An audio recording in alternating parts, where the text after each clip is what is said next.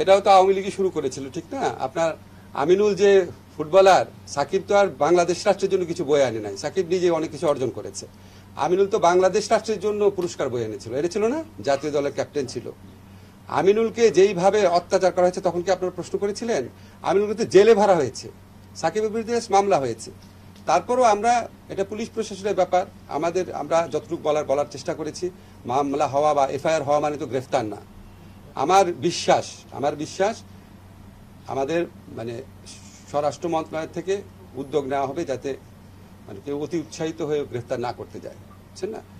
আর মানে আপনি যদি কম্পারেটিভ ফিচার যতগুলো আপনারা প্রশ্ন করেছেন, সবকিছুর জন্মদাতা হচ্ছে আওয়ামী লীগ। আমি কি বাড়িয়ে বলছি? সবকিছু কোন এক্সাম্পল চান?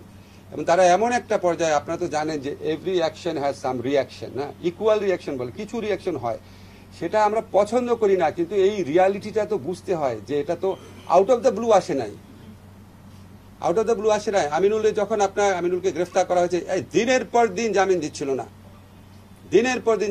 না। আমি নিজে শুধু প্রথম আলোতে কলাম লিখেছি, আমি আপনাদের কাউকে লিখতে দেখি নাই। আপনাদের পত্রিকায় একটা জাতীয় দলের বাংলাদেশ চ্যাম্পিয়ন হয়েছিল সাব গেমসে, তার চ্যাম্পিয়নশিপে গ্রেফতার করেছে, মামলা গ্রেফতার, দিনের পর দিন জামিন রিজেক্ট করেছে।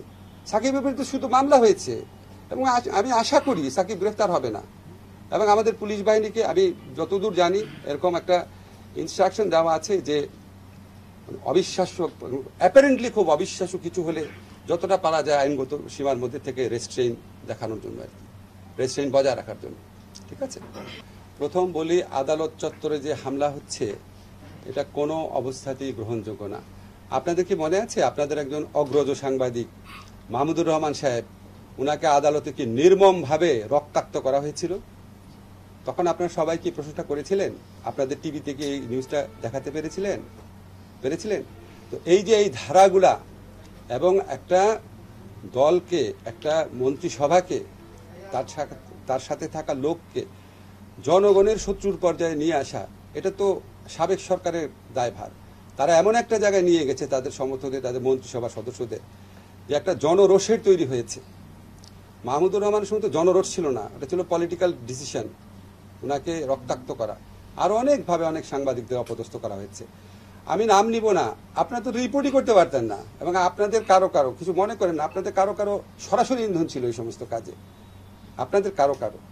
এখন আপনি প্রশ্ন তুলেছেন, আমার ব্যক্তিগত অভিমত হচ্ছে আদালতে কখনোই যাওয়ার সময় কখনোই কাউকে আক্রমণ করা উচিত না, কোনোভাবেই সমর্থনীয় না।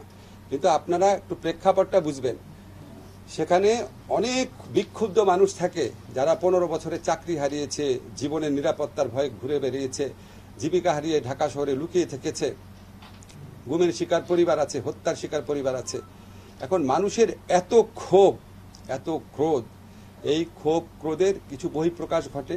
সেই বহিঃপ্রকাশকে সমর্থন করছি না, প্রশ্নই আসে না। কিন্তু আপনাদের এটাও ভাবতে হবে, আমি যখন পুলিশ প্রশাসনের কথা বলেছি যে আপনারা যথেষ্ট বাধা দিচ্ছেন না কেন, তো যথেষ্ট বাধা দিলে তারা যদি, আপনার যারা বিক্ষুব্ধ জনতা আছে তাদেরকে যদি তারা যথেষ্ট পরিমাণ বাধা দেয়, বা যদি ধরেন কোনো রকম যদি শক্তি প্রয়োগ করে, তখন তো আবার আপনার এটা অন্যদিকে মন নেবে। কারণ পুলিশ খুব ডিমোরালাইজড অবস্থায় আছে, এটা সাবেক সরকারের অবদান। তারা পুলিশকে এমন একটা মানে গণশত্রু বাহিনীতে পরিণত করেছিল যে পুলিশ সাহস করে তাদেরকে বাধা দিতে পারে না, বলে স্যার আমরা বাধা দিতে, বলে তোরা তো, ওনার নাম ধরে বলে তার পুলিশ, এটা বলে তাদেরকেই মারতে আসে। আমি যেরকম শুনেছি আপনাদের বললাম। তারপর আমরা চেষ্টা করছি বিভিন্ন কৌশলে, বিভিন্নভাবে, এটা আপনাদের বলবো না, যাতে আপনার এই ক্রাউডটা কমানোর কি উপায় আছে আমরা চিন্তা করছি। আমি ব্যক্তিগতভাবে 2-3টা বড় দলের সাথে কথা বলেছি যে প্লিজ আপনাদের যদি কর্মী টর্মী থাকে ওনাদেরকে থামানোর চেষ্টা করেন। ওনারা বলেছে ওনারা যথেষ্ট ক্লিয়ার, ওনাদের ইনস্ট্রাকশন আছে। তারপরে মানুষের স্বতঃস্ফূর্ত প্রতিক্রিয়া হলে কিছু মানে ওনারা বলেছে ওনাদের মানে খুব বেশি কিছু করার নেই, ওনারা আরও চেষ্টা করবেন বলেছেন। আর মামলার কথা যদি আপনারা বলেন যে এখানে আপনার ব্যক্তিগতভাবে কেউ যদি মামলা করে, ধরেন আপনার সন্তান মারা গেছে, ধরেন পুলিশের গুলিতে, আপনার সন্তান যদি পুলিশের গুলিতে মারা যায় আন্দোলন করতে গিয়ে, অনেকের সন্তান তো মারা গেছে, 1000 জন মানুষ মারা গেছে, তার মধ্যে অর্ধেকই তো আপনার মানে অর্ধেকেরই তো আপনার পিতা আছে, মানে ওই বয়সী ইয়েরা মারা গেছে, শিশু মারা গেছে। এখন আপনারা যদি ওই সময় ফুটেজ দেখেন, আপনার পিতার সন্তান যদি মারা যায়, আপনি কি শুধু মানে কে মেরেছে ওই এলাকার পুলিশকে দিবেন মামলা? আপনার তো তখন মনে হবে যে আপনি তো দেখেছেন আমাদের সাবেক প্রধানমন্ত্রী কি বলেছেন, ওবায়দুল কাদের সাহেব কি বলেছেন, স্বরাষ্ট্রমন্ত্রী কি বলেছেন, দীপুমণি উনি কি বলেছেন, নওফেল কি বলেছেন, আরাফাত কি বলেছেন, আপনার মনে পড়বে না? এখন আপনি যদি ওনাদের বিরুদ্ধে মামলা দেন, রাষ্ট্রের কোনো অধিকার নাই আপনাকে মামলা করার, আপনি মামলা করতে পারবেন না বলার। আমার একটাই করণীয় আছে, আমাদের পুলিশের কাছে মামলা হলে পুলিশ তদন্ত করবে, তদন্ত করে সুস্পষ্ট তথ্য না পেলে পুলিশ ডিসচার্জ করে দিবে। আদালতে যদি মামলা দেয়, আদালত তদন্তপূর্বক এফআইআর নিতে বলবে। আমরা আমাদের যেটুকু করার, যে তদন্ত কাজে বা বিচার কাজে, সেখানে আমরা ডিউ প্রসেস বজায় রাখার আপ্রাণ চেষ্টা করব। এটা আপনাদের প্রতি আমার কমিটমেন্ট, ডিউ প্রসেস বজায় রাখার চেষ্টা করব। এখন আমরা তো আর আদালতে হস্তক্ষেপ করতে পারি না, আমরা আদালতকে ফেসিলিটেট করব যাতে আদালত ডিউ প্রসেস বজায় রাখতে পারে। আমি এমনকি এমনও শুনেছি কিছু কিছু জায়গাতে আদালতের উপরও আপনার চাপ আছে। এখন আপনি মানে স্থানীয় পর্যায়ে একজন খুব কুখ্যাত সন্ত্রাসী, যার অত্যাচারে 15 বছর মানুষ অতিষ্ঠ ছিল, তারা চায় যে এক্ষুনি তার বিরুদ্ধে মামলা নেওয়া হোক। আদালত তার সাধ্যমতো চেষ্টা করে এই সমস্ত চাপ এড়ানোর জন্য। আমরা কেউই আপনার মনে করেন না যে আমরা চেষ্টা করছি না, আমরা চেষ্টা করছি, আরও চেষ্টা করব। এগুলি সমর্থনীয় না, জেনারেলি এগুলি সমর্থনীয় না। ইস্যু নিয়ে স্যার একটা কথা, সাকিব আল হাসানের বিরুদ্ধে একটা মামলা হয়েছে, এটা নিয়ে স্যার ক্রিকেটের যে স্টার যেহেতু দেশ বিদেশে আলোচনা হচ্ছে, এটা আপনাদের নজরে এসেছে?